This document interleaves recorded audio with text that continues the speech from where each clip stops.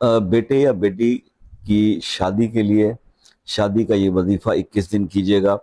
کرنا کیا ہے کہ سورہ فرقان کی آیت نمبر 54 ہے، یہ سورہ فرقان کی آیت نمبر 54، اس کو آپ نے عشاء کی نماز کے بعد 313 بار پڑھنا ہے اور 21 دن تک پڑھنا ہے۔ اول آخر آپ 3 بار جو ہے وہ درود ابراہیمی پڑھ لیجئے، اور آیت جو ہے وہ آپ کی اسکرین پر آ رہی ہوگی۔ اس آیت کو 313 مرتبہ آپ عشاء کی نماز کے بعد پڑھ لیجئے اور اول آخر درود شریف پڑھ لیجئے۔ انشاءاللہ اللہ کے حکم سے 21 دن کے اندر اندر جو ہے وہ شادی ہو جائے گی، آپ کا رشتہ جو بھی ہے کنفرم ہو جائے گا۔ اللہ پاک نے جو آپ کا نصیب لکھا ہے اس تک آپ کی رسائی آسان ہو جائے گی۔ میں تو اکثر یہی کہا کرتا ہوں۔